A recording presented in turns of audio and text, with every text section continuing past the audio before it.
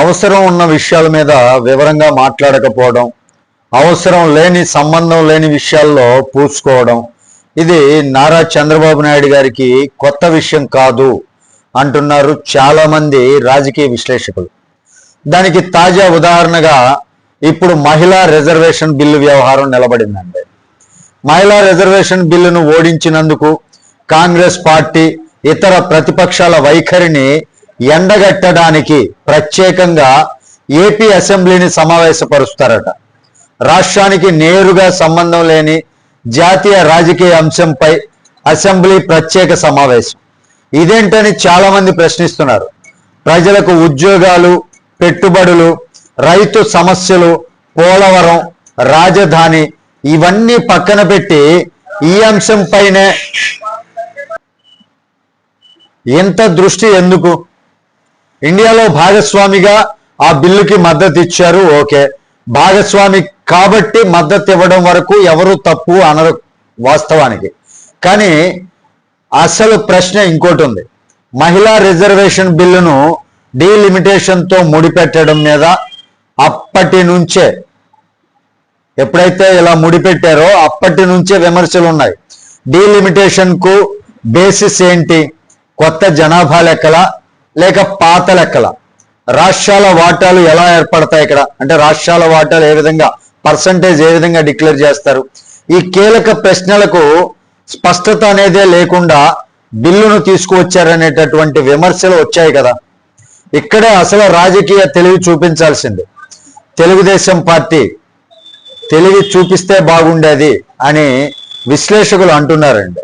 ఎందుకంటే జనాభా ప్రాతిపదికన డీలిమిటేషన్ జరిగితే దక్షిణాది రాష్ట్రాలకు నష్టం జరిగే అవకాశం ఉంది. అదే పరిస్థితి ఆంధ్రప్రదేశ్కు కూడా రావచ్చు. అటువంటి సమయంలో బిల్లులోనే రాష్ట్ర వాటా గ్యారంటీ 50% పెంపు, నమూనా 50% వరకు పెంచేటటువంటి ప్రాతినిధ్యం, సమాన ప్రాతినిధ్యం, ఇలాంటి హామీలు రాయించి ఉంటే టీడీపీకి భారీ క్రెడిట్ వచ్చేది.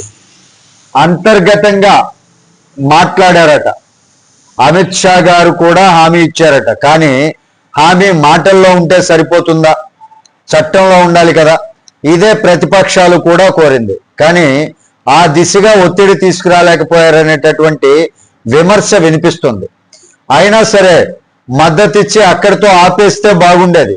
కానీ బిల్లు ఓడిపోయిన తర్వాత ప్రతిపక్షాల మీద విరుచుకుపడటం, ఖండన ప్రకటనలు, రాష్ట్ర వ్యాప్తంగా నిరసనలు, ఇప్పుడు ప్రత్యేక అసెంబ్లీ సమావేశం.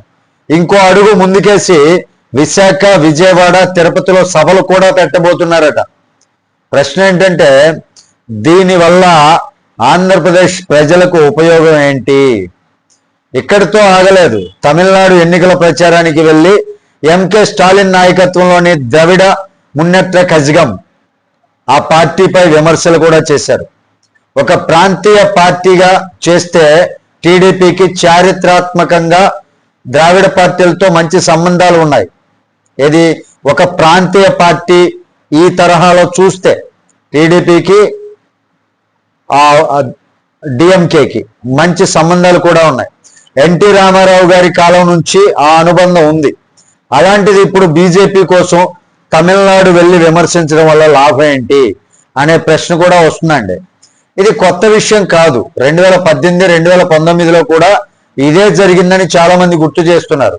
అప్పట్లో రాష్ట్రంలో వైఎస్ జగన్మోహన్ రెడ్డి గారు బలంగా ఎదుగుతున్నటువంటి సమయంలో, తెలంగాణలో కేసీఆర్ గారు రాజకీయ ఒత్తిడి పెంచుతున్నటువంటి సమయంలో ప్రధాన ఫోకస్ మాత్రం భారతీయ జనతా పార్టీ మీద పెట్టారు.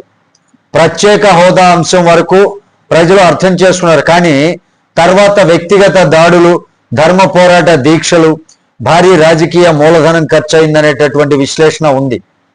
ఇప్పుడు అదే నాయకుడు మరో ఎక్స్ట్రీమ్లో ఉన్నారనేటటువంటి కామెంట్లు వినిపిస్తున్నాయి. అప్పట్లో బీజేపీని అతిగా విమర్శించారు. ఇప్పుడు బీజేపీ కంటే ఎక్కువగా బీజేపీ విధానాలను సమర్థిస్తున్నారు. అప్పట్లో వ్యతిరేకతలో అతి ఉంది, ఇప్పుడు మద్దతులోనూ అతి ఉంది.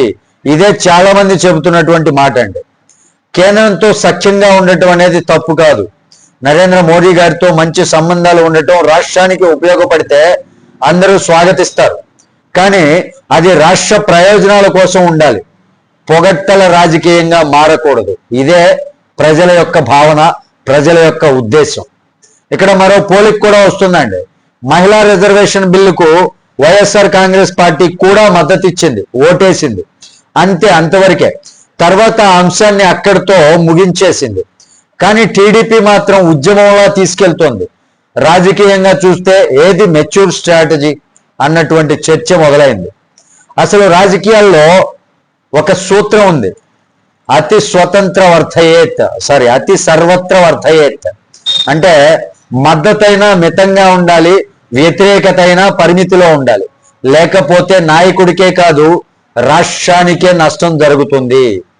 ఇంత అనుభవం ఉన్నటువంటి నాయకుడు అయినటువంటి చంద్రబాబు నాయుడు గారు ఈ పాఠాన్ని ఇంకా పూర్తిగా గ్రహించలేదా?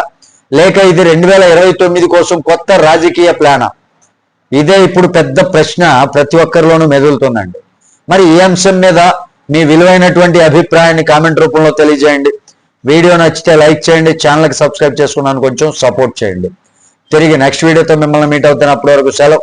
జై హింద్.